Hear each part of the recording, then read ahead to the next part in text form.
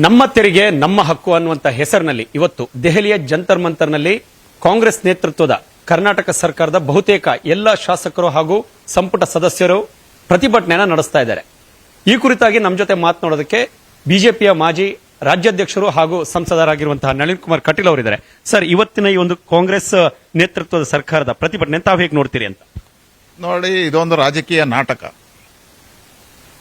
ಹಿಂದಿನ ಎಲ್ಲ ಅಂಕಿಅಂಶಗಳನ್ನು ತೆಗೆದು ನೋಡಿ. 2014ರ ನಂತರ ಪ್ರಧಾನಮಂತ್ರಿ ನರೇಂದ್ರ ಮೋದಿ ಅವರು ಆಡಳಿತಕ್ಕೆ ಬಂದ ಮೇಲೆ ಅತಿ ಹೆಚ್ಚು ಅನುದಾನಗಳನ್ನು ಕರ್ನಾಟಕ ರಾಜ್ಯಕ್ಕೆ ಕೊಡಲಾಗಿದೆ ಎಲ್ಲ ಸಂದರ್ಭಗಳಲ್ಲಿ. ಇವತ್ತು ಜಿಎಸ್ಟಿಯಲ್ಲೂ ನಮ್ಮ ಅನುದಾನಗಳು ಹೆಚ್ಚು ಬರ್ತಾ ಇದೆ.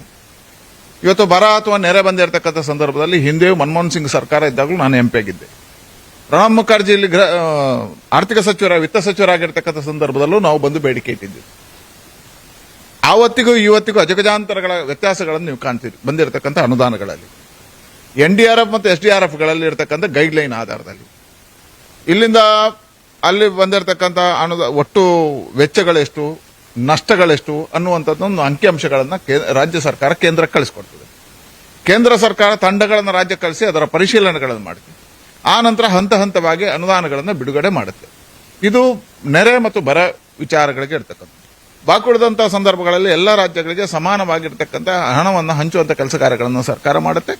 ಇವತ್ತಿಗೂ ಕೇಂದ್ರ ಸರ್ಕಾರ ಎಲ್ಲ ಅನುದಾನಗಳನ್ನು ಬಿಡುಗಡೆ ಮಾಡ್ತಾ ಇದೆ. ಇವತ್ತು ರಾಜ್ಯ ಸರ್ಕಾರ ಬಿಟ್ಟಿ ಬಾಕಿಗಳ ಹೆಸರಿನಲ್ಲಿ ದಿವಾಳಿ ಆಗಿದೆ. ಅದಕ್ಕಿಂತ ಹೆಚ್ಚು ಇವತ್ತು ಕಾಂಗ್ರೆಸ್ ಸರ್ಕಾರದ ಮಾಜಿ ಸಚಿವರುಗಳೇ ಹೇಳ್ತಾರೆ, ಈ ಸರ್ಕಾರ 80% ಸರ್ಕಾರ ಭ್ರಷ್ಟಾಚಾರ ತುಂಬಿ ತುಳುತ್ತಾ ಇದೆ, ಹಣ ಲೂಟಿ ಹೊಡಿತಾ ಇದ್ದಾರೆ. ಇವತ್ತು ಆರ್ಥಿಕವಾಗಿ ದಿವಾಳಿ ಆಗಿದೆ ಕರ್ನಾಟಕ ರಾಜ್ಯ. ಈಗ ದಿವಾಳಿತನವನ್ನ ಇನ್ನೊಂದು ಪಾರ್ಟಿ ಕೇಂದ್ರ ಸರ್ಕಾರದ ಮೇಲೆ ಹಾಕುವಂತ ಗೂಬೆ ಹಾಕಿ ಕೂರಿಸುವಂತ ಕೆಲಸಕ್ಕೆ ಇವತ್ತು ಕಾಂಗ್ರೆಸ್ ಕೈ ಹಾಕಿದೆ. ಇವರ ಆಡಳಿತದಲ್ಲಿರ್ತಕ್ಕಂಥ ಭ್ರಷ್ಟಾಚಾರ, ಇವರ ದಾರಿ ತಪ್ಪಿರ್ತಕ್ಕಂಥ ಆಡಳಿತ, ಬಿಟ್ಟಿ ಭಾಗ್ಯಗಳ ಹೆಸರಿನಲ್ಲಿ ಕೊಟ್ಟಿರ್ತಕ್ಕಂಥ ಯೋಜನೆಗಳು ಅನುಷ್ಠಾನಗೊಳ್ಳದೇ ಇರತಕ್ಕಂಥ ಈ ಎಲ್ಲ ಕಾರಣದಿಂದ ಇವತ್ತು ಜನ ಕಾಂಗ್ರೆಸ್ ಸರ್ಕಾರವನ್ನು ತಿರಸ್ಕರಿಸ್ತಾ ಇದ್ದಾರೆ, ಜನ ಬೈತಾ ಇದ್ದಾರೆ. ಈ ಕಾರಣಕ್ಕೋಸ್ಕರ ದಾರಿ ತಪ್ಪಿಸುವಂತ, ದಿಕ್ಕು ತಪ್ಪಿಸುವಂತ ಕೆಲಸಕ್ಕೋಸ್ಕರ ಇವತ್ತು ರಾಜಕೀಯ ನಾಟಕವನ್ನು ಕಾಂಗ್ರೆಸ್ ಮಾಡ್ತಾ ಇದೆ. ಸರ್, ಹಾಗಾದ್ರೆ ಕರ್ನಾಟಕಕ್ಕೆ ಕೇಂದ್ರ ಸರ್ಕಾರದಿಂದ ಬರುವಂತ ಅನುದಾನದಲ್ಲಿ ತಾರತಮ್ಯ ಆಗಿಲ್ವಾ, ಮಲತಾಯಿ ಧೋರಣೆ ಆಗಿಲ್ವಾ? ಕಾಂಗ್ರೆಸ್ ಇದನ್ನ ಎತ್ತಿರುವಂತಹ ಪ್ರಶ್ನೆ. ಅಂದ್ರೆ ಜನಗಳು ಈಗ ಬಿಜೆಪಿ ಒಂದ್ ಕಡೆ ಹೇಳ್ತಿದೆ 100ಕ್ಕೆ 100 ಅನುದಾನವನ್ನು ಕೊಟ್ಟಿದ್ದೇವೆ ಅಂತ, ಕಾಂಗ್ರೆಸ್ ಬಂದಿಲ್ಲ ಅಂತ. ಜನ ಯಾವ್ದನ್ನ ನಂಬಬೇಕು ಅಂತ ನೋಡಿ. ಈಗಾಗಲೇ ಕೇಂದ್ರ ಸರ್ಕಾರ ಬಿಡುಗಡೆ ಮಾಡಿದೆ ಯಾವ ಅನುದಾನಗಳು ಎಷ್ಟೆಷ್ಟು ಯಾವ ಸಂದರ್ಭದಲ್ಲಿ ಅದರ ಅಂಕಿಅಂಶಗಳನ್ನೇ ನೋಡ್ಲಿ. ಯುಪಿಎ ಕಾಲದಲ್ಲಿ ಬಂದಿರತಕ್ಕಂಥ ಅನುದಾನಗಳು ಎಷ್ಟು, ಇವತ್ತೆಷ್ಟು ಕೊಡ್ತಾ ಇದೆ ಅನ್ನುವಂಥದ್ದು ಅಂಕಿಅಂಶಗಳಿದೆ. ಕೊಡುವುದಕ್ಕೆ ಗೈಡ್ಲೈನ್ಗಳಿದ್ದಾವೆ. ಈಗ ರಾಜ್ಯ ಸರ್ಕಾರವೇ ಜಿಲ್ಲೆಗಳಿಗೆ ಅನುದಾನಗಳ ಬಿಡುಗಡೆ ಮಾಡುತ್ತೆ, ನಿರಂತರ ಬಿಡುಗಡೆ ಮಾಡುತ್ತಾ ಆ ಯೋಜನೆಗಳಿಗೆ ಆ ಸಂದರ್ಭಗಳಲ್ಲಿ ಸರಿಯಾಗಿ ಬಿಡುಗಡೆಗಳಾಗ್ತದೆ ಬಜೆಟ್ನ ಆಧಾರದಲ್ಲಿ. ಇವತ್ತು ಈ ಕೆಲಸವನ್ನ ಕಾಂಗ್ರೆಸ್ ಅಲ್ಲಿ ಆಗಿರ್ತಕ್ಕಂಥ ದಿವಾಳಿಗೆ, ಅವರ ಭ್ರಷ್ಟಾಚಾರದ ಆಡಳಿತಕ್ಕೆ ದಾರಿ ತಪ್ಪಿಸುವುದಕ್ಕೋಸ್ಕರ ಇವತ್ತು ಈ ರೀತಿಯ ರಾಜಕೀಯ ತಂತ್ರಗಾರಿಕೆಗಳನ್ನು ಮಾಡ್ತಾ ಇದೆ. ಈಗ ತಾವು ಹೇಳಿದಾಗೆ ಹಿಂದೆ ಇದ್ದಂತಹ ಯುಪಿಎ ಸರ್ಕಾರದಲ್ಲಿ ಬಜೆಟ್ನ ಗಾತ್ರಗಳು ಕೂಡ ತೀರಾ ಕಡಿಮೆ ಇತ್ತು, ಹಾಗಾಗಿ ಹಂಚಿಕೆಗಳಾಗ್ತದೆ. ಈಗ ಬಜೆಟ್ನ ಗಾತ್ರ ಬೆಳೆದಿದೆ, ಬೃಹದಾಕಾರವಾಗಿ ಪ್ರಮಾಣದಲ್ಲಿ ಬೆಳೆದಿದೆ. ಹಾಗಾಗಿ ಹೆಚ್ಚಿನ ಪಾಲನ ಕೊಡಬಹುದಲ್ವಾ? ಹೆಚ್ಚಿನದಾಗಿ ಕೂಡ 2ನೇ 3ನೇ ಸ್ಥಾನದಲ್ಲಿ ಕರ್ನಾಟಕ ತೆರಿಗೆಯನ್ನ ಪಾವತಿ ಮಾಡುತ್ತೆ. ವಾಪಸ್ ಯಾಕೆ ಬರ್ತಿಲ್ಲ? 100 ರೂಪಾಯಿಗೆ ಕೇವಲ ನಮಗೆ ಬರ್ತಿರೋದು 13 ರೂಪಾಯಿಗಳು ಮಾತ್ರ ವಾಪಸ್ ಅಂತ ನೋಡಿ. ಅದಕ್ಕೆ ಪೂರಕವಾಗಿ ಹಿಂದಿನ ಎಲ್ಲ ಅಂಕಿಅಂಶಗಳನ್ನು ತೆಗೆದು ನೋಡಿ. ಕಳೆದ ಬಾರಿ ಎಷ್ಟು ಕೊಟ್ಟಿದ್ದಾರೆ, ಅದರ ಹಿಂದಿನ ಬಾರಿ ಎಷ್ಟು ಕೊಟ್ಟಿದ್ದಾರೆ, ಜಾಸ್ತಿ ಆಗಿದೆ ಸರಿ ಇದೆ. ಆದರೆ ಕಳೆದ ಬಾರಿ ಅದಕ್ಕಿಂತ ಹಿಂದಿನ ಬಾರಿ ಎಷ್ಟು ಕೊಟ್ಟಿದ್ದಾರೆ ಅದೇ ಅನುಪಾತದಲ್ಲಿ ಈ ವರ್ಷವೂ ಬರುತ್ತೆ.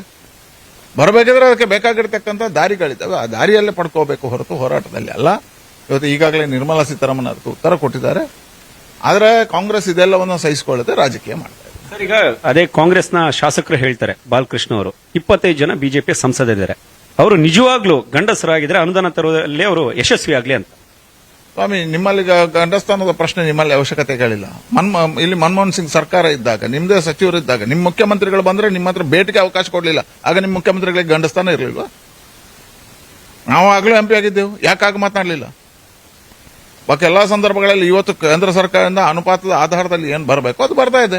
ಬಾರದಿದ್ದಾಗ ನೋಡ್ತೀವಿ ನಾವು. ಅಥವಾ ನಮ್ಮ ಜೊತೆ ಒಂದು ಮಾತುಕತೆಗಳನ್ನು ಮಾಡಿದಾರ ರಾಜ್ಯ ಸರ್ಕಾರ? ಒಂದೇ ಒಂದು ಎಂಪಿಗಳ ಸಭೆ ಕರೆದಿಲ್ಲ, ಒಂದೇ ಒಂದು ಮೀಟಿಂಗ್ ಕರೆದಿಲ್ಲ, ಮುಖ್ಯಮಂತ್ರಿಗಳು ಬಂದು ಇಲ್ಲಿ ಮೀಟಿಂಗ್ ಮಾಡಿಲ್ಲ, ಎಂಪಿಗಳನ್ನ ಕರೆದು ಸಭೆ ನಡೆಸಿಲ್ಲ, ಕರ್ಕೊಂಡು ಹೋಗಿ ಮಾತುಕತೆ ಮಾಡತಕ್ಕಂಥ ಇಲ್ಲಿ ನಮ್ಮಲ್ಲಿ ಸೀನಿಯರ್ ಮಂತ್ರಿಗಳಿದ್ದಾರೆ, ಪ್ರಹ್ಲಾದ್ ಜೋಶಿ ಇದ್ದಾರೆ, ನಿರ್ಮಲಾ ಸೀತಾರಾಮನ್ ಇದ್ದಾರೆ, ಕರ್ನಾಟಕ ಸಂಬಂಧಪಟ್ಟಿರ್ತಕ್ಕಂಥ ಮಂತ್ರಿಗಳ ಸಭೆ ಕರೆದಿಲ್ಲ. ಆ ಸಭೆ ಕರೆದು ಆ ಸಭೆಯಲ್ಲಿ ಹಿಂದಿನ ಎಲ್ಲಾ ಮುಖ್ಯಮಂತ್ರಿಗಳು ಮಾಡ್ತಿದ್ರು, ಇಲ್ಲಿ ಬರ್ತಿದ್ರು, ಎಂಪಿಗಳನ್ನು ಸೇರಿಸ್ತಿದ್ರು, ಮಂತ್ರಿಗಳನ್ನು ಸೇರಿಸ್ತಿದ್ರು, ರಾಜ್ಯಕ್ಕೆ ಆಗಿರುವಂತಹ ಸಮಸ್ಯೆಗಳನ್ನು ಹೇಳ್ತಿದ್ರು, ನಾವೆಲ್ಲರೂ ಜೊತೆಯಾಗಿ ಹೋಗ್ತಿದ್ದೆವು ಅಂತ ಯಾವ ಕೆಲಸವನ್ನು ಮಾಡದೆ ನೇರ ಏಕಾಏಕಿ ಆರೋಪಗಳನ್ನು ಮಾಡತಕ್ಕಂಥ ಸರಿಯಲ್ಲ. ಮುಖ್ಯಮಂತ್ರಿಗಳ ಜವಾಬ್ದಾರಿ ಇದೆ. ಮುಖ್ಯಮಂತ್ರಿಗಳು ಮಂತ್ರಿಗಳ ತಂಡ ಬರಲಿ, ಮಂತ್ರಿ ಮೀಟಿಂಗ್ ಮಾಡಲಿ, ಅದರ ಮೇಲೆ ಇಲ್ಲಿ ಕೇಂದ್ರ ಸಚಿವರುಗಳು ಅದಕ್ಕೆ ಸಹಕಾರಗಳನ್ನು ಕೊಡ್ತಾರೆ. ಇವತ್ತಿನ ಈ ಒಂದು ದೆಹಲಿಯ ಪ್ರತಿಭಟನೆ ಏನಿದೆ ಇದು ಸರ್ಕಾರದ ಜೊತೆಗೆ ಕರ್ನಾಟಕ ಜನರ ಕೂಗು. ಹಾಗಾಗಿ ಬಿಜೆಪಿಯ ಜೊತೆಗೆ ಜೆಡಿಎಸ್ನ ಎಲ್ಲ ಸಂಸತ್ ಸದಸ್ಯರು ಹಾಗೂ ಶಾಸಕರುಗಳಿಗೆ ಆಹ್ವಾನವನ್ನು ಕೊಟ್ಟಿದ್ದೀವಿ ಅಂತ ಹೇಳಿದ್ರೆ ತಮಗೆ ಆಹ್ವಾನ ಪತ್ರ ತಲುಪಿದೆಯಾ ಸರ್? ನನಗೆ ಯಾವುದೇ ಆಹ್ವಾನ ಪತ್ರಗಳು ಬಂದಿಲ್ಲ. ಒಂದು ವೇಳೆ ಆಹ್ವಾನ ಪತ್ರ ತಲುಪಿದ್ರೆ ತಾವು ಇವತ್ತಿನ ಒಂದು ಹೋರಾಟದಲ್ಲಿ ಭಾಗಿಯಾಗ್ತೀರಾ ಸಂಸತ್ ಸದಸ್ಯರಾಗಿ? ಒಂದು ರಾಜಕೀಯ ಪಾರ್ಟಿಯ ಹೋರಾಟಕ್ಕೆ ನಾವು ಭಾಗವಹಿಸಿಲ್ಲ. ಮುಖ್ಯಮಂತ್ರಿಗಳು ಜವಾಬ್ದಾರಿಯಿಂದ ಮೀಟಿಂಗ್ ಕರೀಲಿ, ಸಭೆ ಕರೀಲಿ, ಎಲ್ಲ ಎಂಪಿಗಳದ್ದು ಸರ್ವಪಕ್ಷದ ಸಭೆ ಕರೀಲಿ, ನಾವು ಬರ್ತೀವಿ. Thank you sir. ಇದಿಷ್ಟು ಸಂಸದರಾಗಿರುವಂತಹ ನಳಿನ್ ಕುಮಾರ್ ಕಟೀಲ್ ಅವರ ಮಾತುಗಳು. ನವದೆಹಲಿಯಿಂದ ಪವನ್ ಜೊತೆ ಸಂತೋಷ್ ಹೊಸಳ್ಳಿ, ಪವರ್ ಟಿವಿ.